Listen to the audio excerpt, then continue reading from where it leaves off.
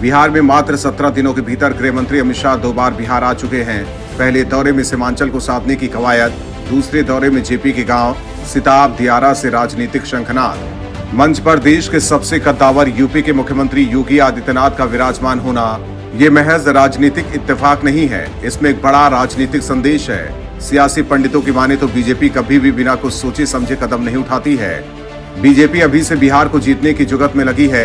किशनगंज, अररिया, पूर्णिया और कटिहार सीमांचल के इन जिलों में ज्यादा वोटर महागठबंधन के हैं। अमित शाह ने सबसे पहले सीमांचल को साधा, महागठबंधन के परंपरागत वोट में सेंध लगाने की कोशिश शुरू की। उसके बाद वो दूसरे दौरे में सीधे जेपी के गांव पहुंच गए।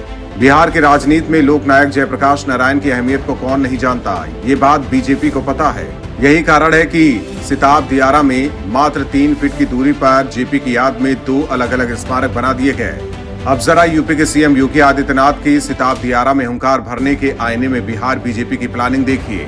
सियासी जानकार मानते हैं कि बिहार में बीजेपी के पास योगी की कद का कोई नेता नहीं है। महागठबंधन के सर्वे सर्वा बने लालू और नीतीश को फ्रंट फुट पर आकर जवाब देना बीजेपी के कई नेताओं की बस की बात नहीं है। दूसरी ओर सुशील मोदी इन दिनों हाशिए पर चल रहे हैं। हालांकि सुशील मोदी लगातार महागठबंधन पर सवाल उठा रहे हैं। योगी आदित्यनाथ का कद लालू नीतीश से भी ऊपर हो गया है। योगी आदित्यनाथ अपने त्वरित फैसले और जन सरोकार के मसले को तुरंत हल करने के लिए जाने जाते हैं। बिहार का पड़ोसी राज्य यूपी है। जेपी के गांव का आधा हिस्सा यूपी में पड़ता है। बिहार में बीजेपी लोगों को ये साफ संदेश देना चाहती है कि उनके पास बुलडोजर बाबा मौजूद हैं। वहीं जेपी के गांव में योगी आदित्यनाथ जमकर गरजे। उन्होंने लालू और नीतीश को उधेड़ कर रख दिया। योगी के टारगेट और संबोधन में दिए गए संदेश को महसूस कीजिए। योगी ने सीधे सीधे बिहार की बड़ी समस्या को टारगेट करते हुए उसका निदान बता दिया।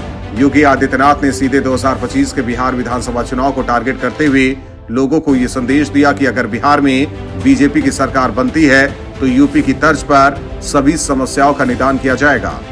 सियासी पंडित मानते हैं कि आने वाले दिनों में बिहार की हर राजनीतिक सभा में योगी आदित्यनाथ का आना लगभग तय है। बस देखते जाइए, ये बीजेपी है, किसी भी राज्य को जीतने की कोई भी जुगत छोड़ती नहीं है। ब्यूरो रिपोर्ट, न्यूज़ चौक। गुजरात में विधानसभा चुनाव से पहले पीएम मोदी को नीच और पीएम मोदी की मां को गाली देकर केजरीवाल और उनकी सेना बुरी तरह फंसी है। केजरीवाल से मामले पर जवाब नहीं दिया जा रहा है। दूसरी तरफ बीजेपी ने अब मुख्यमंत्री अरविंद केजरीवाल पर सीधा प्रहार किया है। बीजेपी का साफ कहना है कि पीएम मोदी को टारगेट केजरीवाल के कहने पर किया जा रहा है। मामले में अब केंद्रीय मंत्री स्मृति ईरानी कूद गई हैं। उन्होंने केजरीवाल पर निशाना साधते हुए कहा कि केजरीवाल के आदेश पर ही पीएम मोदी की मां का अपमान किया गया। स्मृति ने कहा कि शब्द भले इटालिया के थे, लेकिन आदेश केजरीवाल का था। उन्होंने ये भी चुनौती दी कि केजरीवाल गुजरात की धरती पर पीएम की मां पर इस तरह टिप्पणी करके बताए, गुजरात की जनता उन्हें जवाब देगी। स्मृति ईरानी ने कहा कि आपका एक नेता एक 100 साल की महिला का अपमान इसलिए करता है क्योंकि उस मां ने ऐसे बेटे को जन्म दिया जिसने देश का आशीर्वाद पाकर प्रधान सेवक के दायित्व का निर्वहन किया। अरविंद केजरीवाल जानते हैं कि गुजरात के उनके नेता हिंदू समाज का अपमान करते रहे, मंदिर में महिला की भूमिका पर मर्यादा से परे हटकर टिप्पणी की, और अब इस नेता ने प्रधान सेवक की 100 साल की मां का अपमान सिर्फ इसलिए किया क्योंकि वो अपनी राजनीति चमकाना चाहता है। स्मृति ने इस बात को दोहराया कि गोपाल इटालिया ने जो भी कहा वो अरविंद केजरीवाल के आदेश पर ही कहा। स्मृति ने कहा कि कोई भी प्रवक्ता, कोई भी जनप्रतिनिधि बिना अरविंद केजरीवाल के निर्देश पर एक शब्द नहीं बोलता है।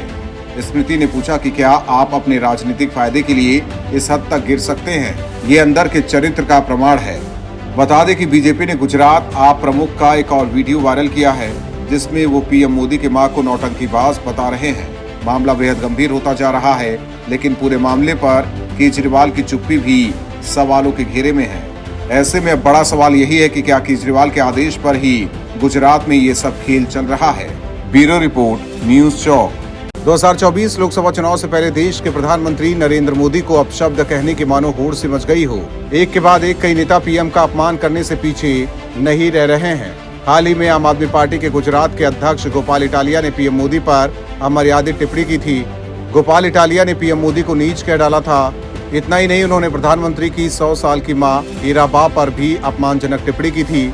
इसी बीच अब जेडीयू के राष्ट्रीय अध्यक्ष राजीव रंजन उर्फ ललन सिंह ने भी देश के पीएम का अपमान करने की कोई कसर नहीं छोड़ी। ललन सिंह ने पीएम मोदी पर निशाना साधते हुए बहुरूपिया बता डाला। इसके साथ ही इन्होंने जाति पर भी सवाल उठाते हुए डुप्लीकेट ओबीसी कह डाला। जेडीयू के मिलन समारोह के दौरान ललन सिंह ने ये बातें कही। ललन सिंह ने कार्यक्रम को संबोधित करते हुए पीएम मोदी को बहुरूपिया बताया और कहा कि 12 दिन में 12 रूप बदलते हैं, इनकी पार्टी वही है। भारतीय जनता पार्टी आरक्षण विरोधी है। चुनाव से पहले आरएसएस प्रमुख मोहन भागवत ने कहा कि आरक्षण व्यवस्था पर पुनर्विचार करने का समय आ गया है। ये भारतीय जनता पार्टी की सोच है। आगे ललन सिंह ने कहा कि 2014 के चुनाव में इस देश के प्रधानमंत्री नरेंद्र मोदी पूरे देश भर में घूमकर कहते थे कि हम अति पिछड़ा हैं। गुजरात में अति पिछड़ा नहीं है और गुजरात में पिछड़ा वर्ग है और ये उन पिछड़े वर्ग में भी नहीं थे। जब ये गुजरात के मुख्यमंत्री बने तब इन्होंने अपने समाज को पिछड़ा वर्ग में शामिल करा दिया। ये डुप्लीकेट है, ओरिजिनल कहाँ से है? ललन सिंह ने कहा कि ये डुप्लीकेट देश भर में घूम घूम कर कह रहे हैं कि हम अति पिछड़ा वर्ग हैं। वहीं पीएम मोदी का अपमान करने वाले ललन सिंह के बयान को लेकर सियासी बवाल मच सकता है। बता दें कि हाल ही के महीनों में जेडीयू ने भाजपा से नाता तोड़ लिया था और आरजेडी के साथ नीतीश कुमार ने सरकार बनाई थी। लेकिन जब से राज्य में महागठबंधन की सरकार बनी है तब से नीतीश और सरकार किसी न किसी वजह से विवादों में घिरी हुई है। ब्यूरो रिपोर्ट, न्यूज़ चौक।